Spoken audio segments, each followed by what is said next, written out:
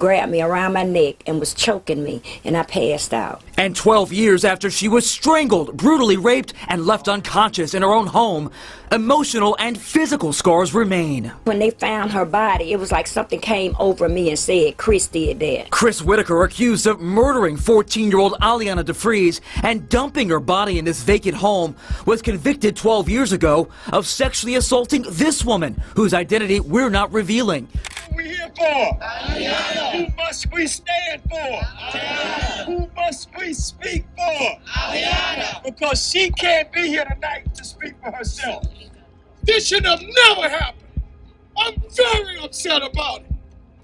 Christopher Whitaker sat stoic with his hands clasped the entire day of trial, even while the prosecutor's opening arguments described the horrific details of how Aliana DeFreeze died. Wounds made by a box cutter, putty knife, screwdriver, and electric drill.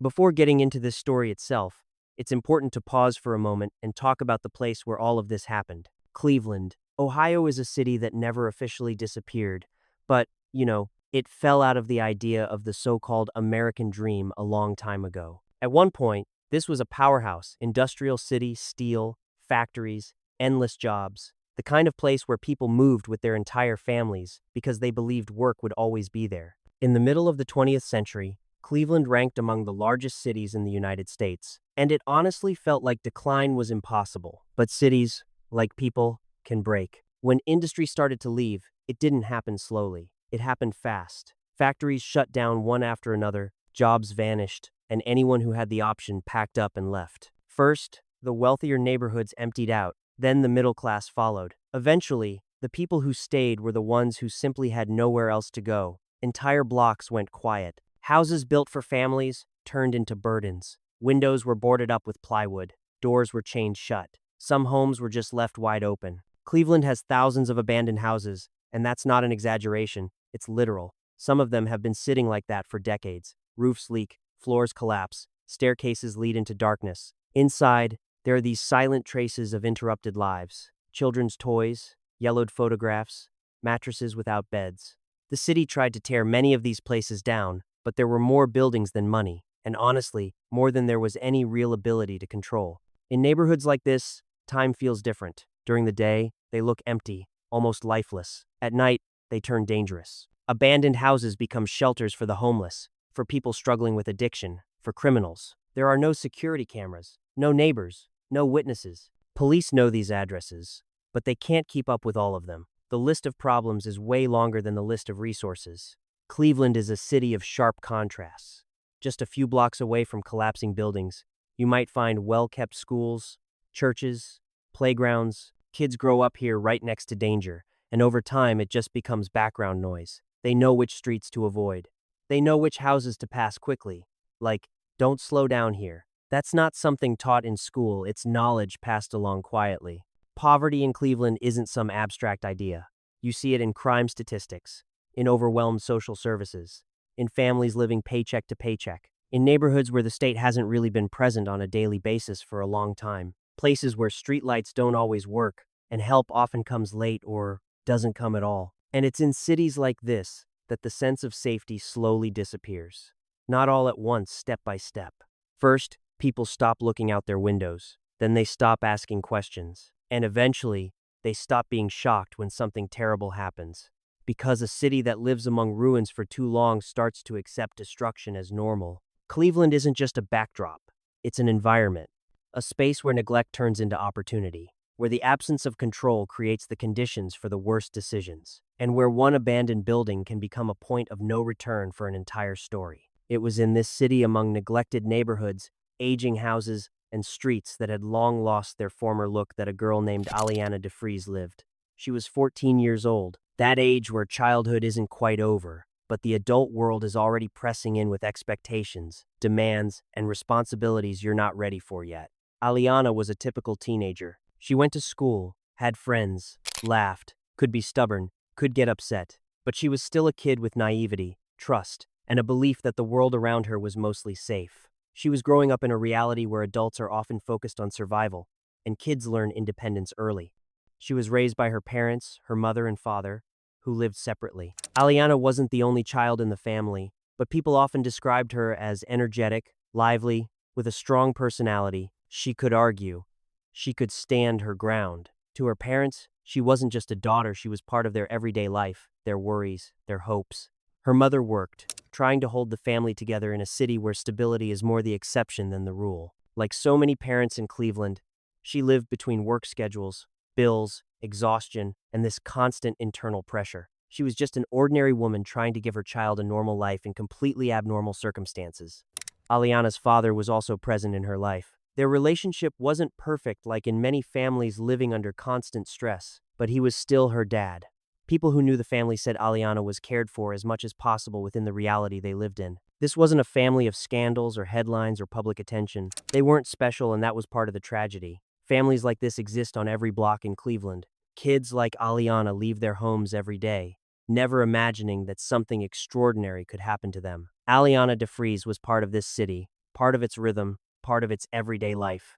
And at this point, her story was no different from thousands of other childhood stories that begin in Cleveland every single day, a city that stopped noticing just how fragile life around it can be.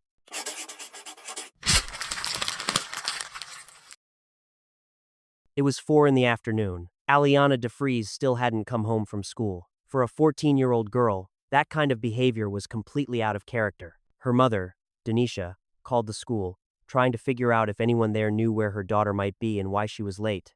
The answer she heard made her heart drop. Aliana hadn't shown up at school at all that day. She had left home at 6:30 in the morning, more than enough time to get there. So why did she never arrive?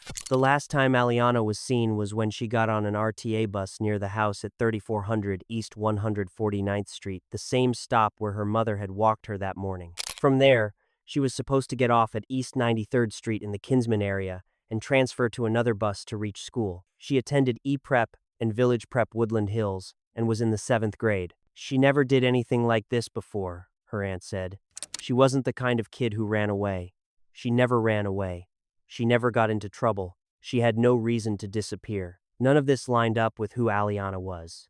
She had been a student at E-Prep for 2 years. During that time, the school introduced a new system where parents automatically received notifications about their children, including alerts if a student didn't show up for class. But her parents never received a single message. Aliana, who had developmental challenges, was an incredibly loving girl and deeply attached to her close family, and they absolutely adored her in return. She was bright, cheerful, almost always smiling, and now the entire community came together, searching for her. Thankfully, the buses she used were equipped with surveillance cameras. When investigators reviewed the footage, there she was acting completely normal, minding her own business, just like always. So the question became, what happened at the moment she got off that bus? That's when one detail caught investigators' attention. Standing behind her was a man wearing a white hoodie, and shortly after, he followed her.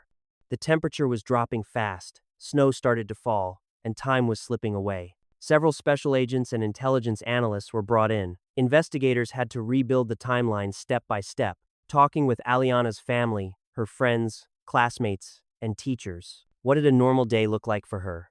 Which route did she usually take? Police spoke with everyone in her circle, but, nothing suspicious turned up. They also searched the homes of friends and relatives, but Aliana wasn't there. More and more, a disturbing possibility began to take shape. Could this have been an abduction by a stranger? Teams of officers were sent out to comb the neighborhood and check abandoned houses nearby. The task was massive, but police and the community were ready. They were determined to search for as long as it took, despite the freezing conditions, just to bring Aliana home. Large-scale search efforts spread across the city, and a reward was announced for any information that could help find her. But only a few hours later, the news everyone feared began to come in. Not been a positive identification of the victim found in that house on Sunday night. And until there's positive scientific evidence, we're not going to announce who that person is. We have a very strong idea based on evidence and things like that of who that person is. And we've talked to that family. We're in constant contact with that family. But until the medical examiner makes that positive identification, we don't have an announcement for that. In reference to the individual whose remains were found on Sunday night and transported to our office, as the chief said, a positive identification has not been made. Those remains are of a young black girl, and one of our leading considerations is of the person who was reported missing, the 14-year-old girl. Near the house at 9400 Fuller Avenue, not far from the spot where she usually transferred from one bus to another, there were several abandoned buildings. They had been neglected for years, broken windows, dark entrances, and absolutely no supervision. Those buildings immediately caught the attention of law enforcement during the search. When one officer stepped inside one of them, the heavy silence and emptiness suddenly turned into horror. That's where he found a body. She was unclothed, lying in a pool of blood. What the officer saw was so overwhelming that it caused an instant gut-level shock. A trail of blood led further inside, straight to the dining area. There, on a built-in bench, tools were laid out, including a drill and a box cutter. The way they were arranged felt unnaturally neat and deeply disturbing. The injuries on her body were consistent with those exact objects. Investigators also found a shoe print in the room, another silent detail pointing to the presence of someone else. The medical examiner documented multiple severe injuries, including a broken jaw and stab wounds. The level of violence was extreme. There were so many injuries, and they were so severe, that the examiner couldn't determine a single, exact cause of death. Her body had sustained overwhelming trauma. Identification was made through dental records. Even that carried a cruel kind of irony. A child's name had to be confirmed through medical files. Word of the discovery spread through the city almost instantly. The community was stunned. People didn't know how to process something so horrific happening so close, in a neighborhood they knew. Many came to the house, leaving flowers and teddy bears at the entrance as a way to remember her. Toys and candles became a quiet protest against something that made no sense at all. The pain and anger people felt were almost physical. You could see it in the silence, in the tears, in the tight expressions on their faces. This was a defenseless child, one of their own, part of the community, who was simply on her way to school. She didn't do anything wrong. And, that's what made the tragedy even harder to bear. No one could wrap their head around it. Who are we here for? Aliana. Who must we stand for? Aliana. Who must we speak for? Aliana. Because she can't be here tonight to speak for herself. This should have never happened. I'm very upset about it. This could have been my granddaughter, my daughter. This is somebody's child. I'm very pissed off about it. This is what community is about. And we appreciate the support that you're showing Aliana and her family. And I'm sure they appreciate it. I want you to know that the men and women of the 4th District, our hearts are broken because of this. This is our community too. One of our girls in this community that this happened to. We're working very, very hard to find out who did it and bring them to justice. Things in the case started moving very fast, and before long, urgent updates began coming in. And then, in February of 2017, an arrest was made. Let's stay on this now and ask the question, who is Christopher Whitaker? There are a lot of pieces of the puzzle. So anybody that has any information on this suspect, Christopher Whitaker, his whereabouts over the last week, anybody he may have talked to. Whitaker arrested right here about 4 hours ago at the Villa Serena Apartments on Mayfield Road in Mayfield Heights by Cleveland Police and federal marshals. 44-year-old Christopher Whitaker was taken into custody at 7:15 in the evening in Mayfield Heights. He had a criminal history and was registered as a sex offender. Previously, he had served 4 years in prison for aggravated assault and sexual violence after raping and brutally attacking a woman back in 2005. He grabbed me around my neck and was choking me, and I passed out. And 12 years after she was strangled, brutally raped, and left unconscious in her own home, emotional and physical scars remain. When they found her body, it was like something came over me and said, Chris did that. Chris Whitaker, accused of murdering 14-year-old Aliana DeFreeze and dumping her body in this vacant home, was convicted 12 years ago of sexually assaulting this woman, whose identity we're not revealing. But the original charge of attempted murder was pled down. It's like my life didn't matter to them. As a result, he served just 4 years in prison. And a person can go out and sell drugs and get more time than they gave him. Now, Whitaker's 2005 victim says the system has a second chance to get it right. He took a kid's life, and to me, when you take a kid's life, a life for a life. Christopher Whitaker's DNA was found on Aliana's body and inside the house where she was discovered. He was questioned for several hours. During the interrogation, he insisted he had never seen Aliana and claimed that day, he wasn't even in the area. He also said he didn't know who she was at all. Are you familiar with the girl that went missing? I do not know anything. You don't know her? But when investigators presented him with the evidence they had collected, his story suddenly changed. If I was to tell you that we found your DNA inside the house in the upstairs, would that surprise you? Probably through the kitchen, maybe. What did you do is what I'm asking, Chris. I turned around and it's like I punched her, but then it's like after that, it's like a blur. It's like I almost blacked out or something. I don't remember what I did. I just remember when I came through that it had happened, and I'm not a monster. I'm just an addict that made a mistake. What shouldn't have happened. She never had a chance to grow up, never had a chance to experience anything, and I took that away from her, and there's nothing I can do to bring her back. I was so high, and I was so out of my mind, and it was like I was out of character, and I got what I got coming, and I deserve it. I will write a formal apology to her family that they probably don't want to hear, but I will do it anyway. I don't want a circus made out of this. I just want to go to court and get it over with.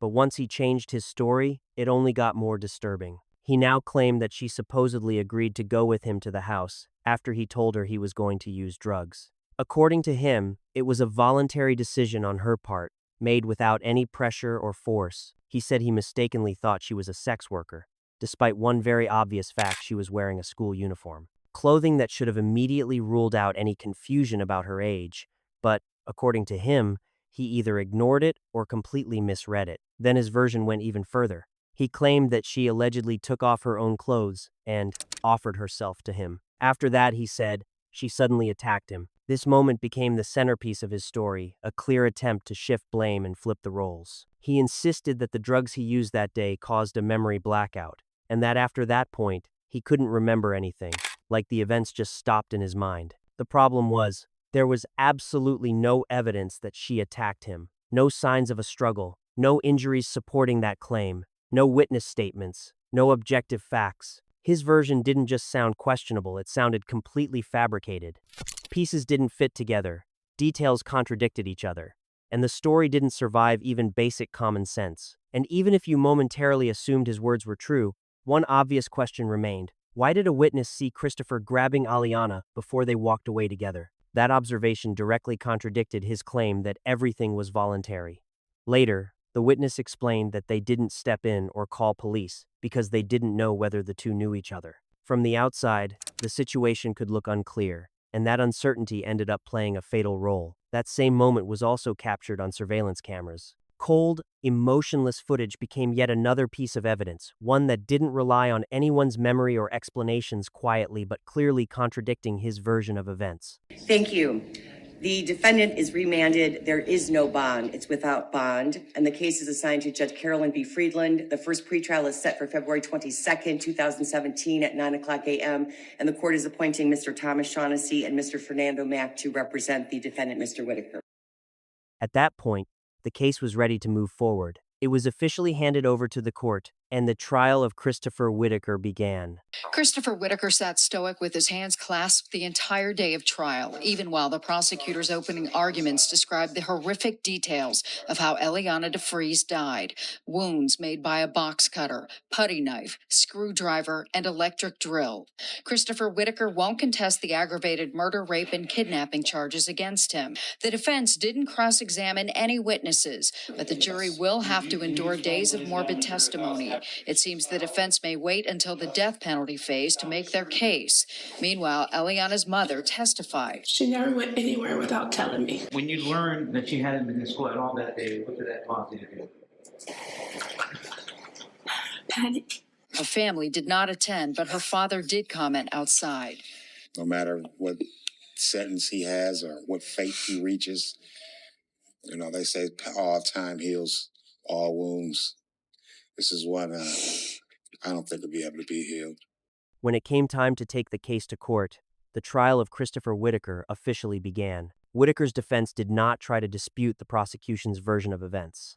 His attorneys didn't attempt to change the sequence of what happened, and they didn't challenge the fact that a crime had occurred. He did not deny that the crime was committed. Instead, from the very beginning, The entire defense strategy focused on something else: sentencing. Their only goal was to try to spare him from the death penalty, shifting attention away from the crime itself and onto what punishment should ultimately be imposed. Prosecutors, on the other hand, laid out their case firmly, with no room for compromise. They stated that Christopher went out that morning on the hunt for a victim deliberately, intentionally, and not by chance. According to them, that was when he encountered Aliana. There's no mass. There was intentional. The prosecution argued that he abducted her and then, step by step, subjected her to brutal abuse. There was no chaos in his actions. They emphasized only control and a calculated sequence. They also addressed testimony from a psychologist brought in by the defense. The psychologist claimed that Christopher's drug addiction affected his ability to control his impulses, but prosecutors pushed back hard, arguing that even with that addiction, he was not incapable of understanding what he was doing. They stated plainly that on that day, he was fully aware of his actions, and to leave absolutely no room for doubt, they put it as clearly as possible. The evidence does not point to a drug-fueled frenzy. It does not support a memory blackout. It shows that he knew exactly what he was doing. The prosecution also presented the tools found inside the house, the same ones used during the murder. Those objects became silent witnesses to what had happened inside. Combined with testimony, they reconstructed a disturbing and tragic picture of Aliana's final moments, a picture that was incredibly hard to absorb, but one the jury was forced to see and understand. On March 13th, the court announced its verdict. The court's been advised that you've reached a verdict. Ladies and gentlemen, juror number 3, Mr. Foreperson, would you hand the verdict forms to the bailiff, please? In the matter of the state of Ohio versus Christopher Whitaker, and gentlemen, you can remain seated in light of the number of forms that there are. With respect to count number 1, the aggravated murder, the verdict form reads as follows. We, the jury, in this case, being duly impaneled and sworn, do find the defendant, Christopher Whitaker, guilty of aggravated murder in violation of revised code section 2903.01b of the revised code, as charged in count 1 of the indictment. It is signed by juror number 3, the foreperson, as well as the 11 other panel members. With respect to count number 2, again, the verdict is guilty. With respect to count number 3, again, the verdict is guilty. With respect to count 4, again, the aggravated murder indicates that the defendant is in fact guilty. As to count number 5, the rape, the verdict form indicates a guilty verdict. I don't care whether you with the Aryan Brotherhood, the Black Gangster Disciples, the Mexican Mafia, they have one common denominator. They hate sex offenders and child murderers. I never wanted this to happen, and ever since that day, I've been filled with regret and remorse. I've admitted to my guilt to the detectives and to my lawyers. I asked my lawyers not to contest or challenge anything in this case because I really want the DeFreeze family to have closure. I will not try to hide behind drugs or alcohol. I will not pretend or lie because it wouldn't be fair to the family. I apologize to the family and the community for my actions. There is no excuse for what I've done.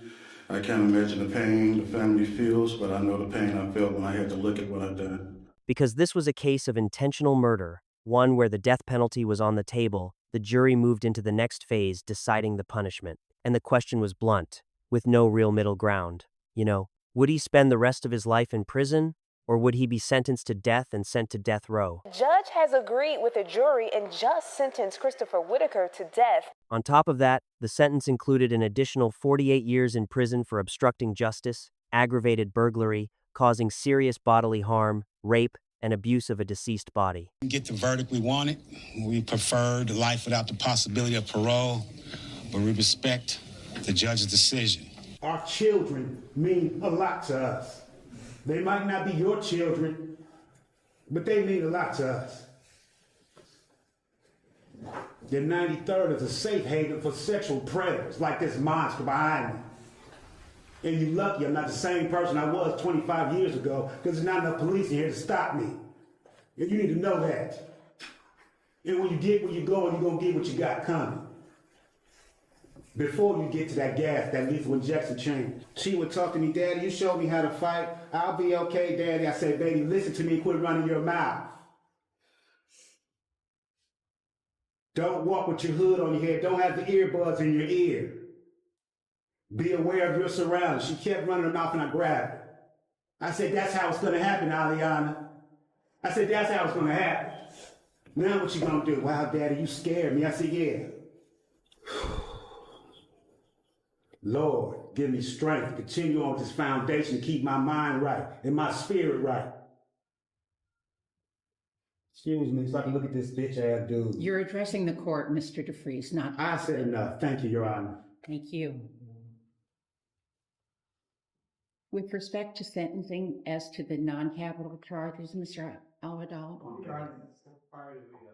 As for sentencing on the non-capital charges, Mr. Whitaker later appealed to the Supreme Court of Ohio, trying to have the death sentence overturned and replaced with life in prison without the possibility of parole. This became another chapter in a long legal battle, one that wasn't just about his future, but about what justice was ultimately going to mean in this case. Aliana's father said that this outcome, life without parole, was the only punishment he personally found acceptable. For him, this was never about mercy. It was about the meaning of punishment itself. I asked for life without parole from the very beginning, he said, because death is too quick and too final. You should have to live with it. You should sit there every day, thinking about what you did. The hearing was an automatic appeal, something Christopher was entitled to solely because he was on death row. It was a procedural step, but an incredibly important one. His attorney argued that his statements to police and his decision not to contest guilt at trial should have been considered by the jury as mitigating factors. But that didn't happen, because the jury only learned about those things later during the trial itself, not at the moment when the most critical decisions were made. This was just one of 21 legal issues the defense brought before the Supreme Court of Ohio, searching for any grounds to overturn the sentence. Christopher himself did not appear at the hearing. He remained behind bars, physically absent, but legally present in every argument made by both sides. Because this involved intentional murder with the possibility of the death penalty, the case followed a special legal procedure. Ohio law is very clear on this point. If no plea deal is reached before trial begins, defendants are not allowed to plead guilty during the guilt phase, the part where the jury decides whether the defendant is guilty. That procedural boundary became a key part of the defense's argument. The defense claimed that by the time the jury was deciding between life in prison and death, he had already taken responsibility, and that this should have counted as a mitigating factor. They insisted that he wanted to accept responsibility. His attorney said he told police he wanted to avoid turning the case into a circus and give the family some sense of closure. The prosecution, however, held firm. Assistant Prosecutor Catherine Elizabeth Mullen told the Supreme Court of Ohio that this framing didn't match reality. He tried to present this as accepting responsibility and partially admitting guilt, she said, but if you look at his statements and listen to his jail phone calls, he denies it all there. She emphasized that this behavior was incompatible with genuine accountability. He continues to deny much of what happened, she added. And this court has previously said that those kinds of denials cancel out the mitigating weight the court might otherwise give to an acceptance of responsibility. In the end, the Supreme Court of Ohio unanimously upheld 2 of the 3 death sentences. That meant Christopher Whitaker remained on death row, and the original sentence stood without change. His execution was scheduled for July of 2026. However, Ohio has not carried out an execution since 2018 due to the lack of a replacement for lethal injection drugs. The state's execution system remained in limbo. Meanwhile, in December of 2018, the abandoned house on Fuller Avenue was demolished. The physical location of the crime was gone, but the story itself never disappeared from the city's memory. Something that is a scar on top of a scar. The back doors were kicked open.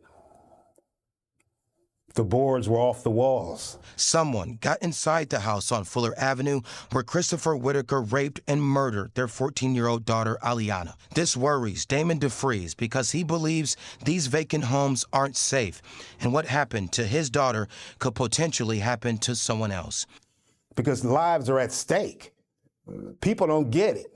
And about a month later, Aliana's alert was officially signed into law. The response was almost immediate, like the system itself finally admitted that waiting any longer just wasn't an option. The new law requires all schools to notify parents within 2 hours if a child doesn't show up for class without explanation. It's a simple rule, but one with real potential to save lives.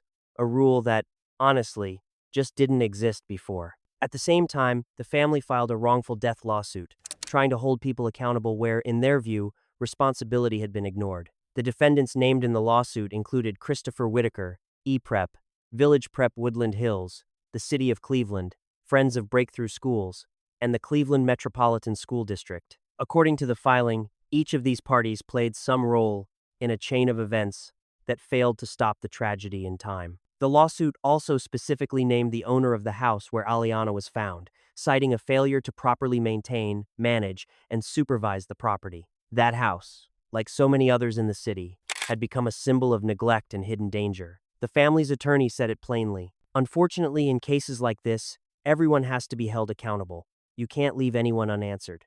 And here, everyone played a role. The lawsuit argued that the school clearly and seriously failed in its most basic duty to parents, the duty to immediately report a child's absence. That system should have worked, but it didn't. It also stated that the City of Cleveland and its employees failed to do their jobs by not properly monitoring abandoned buildings or preventing illegal activity inside them, including the very building where Aliana's body was found. Buildings that had been left open and dangerous for years. The family initially sought $15 million in compensatory and punitive damages, emphasizing the scale of the loss and the systemic failures behind it.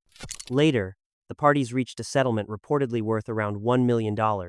But even then, the money was never the point. It could never replace what was taken. What Aliana's family did after her murder is hard to describe as anything less than extraordinary. At a time when grief usually shuts people down, they did far more than anyone could reasonably expect. They turned tragedy into action, making sure Aliana's name wouldn't fade, but would continue to live on through helping others and serving the community. In her honor, the family created the Aliana DeFreeze Let's Make a Change Foundation, a nonprofit organization that supports low-income families, works to address the problem of abandoned houses, and focuses on creating safer routes for children walking to school.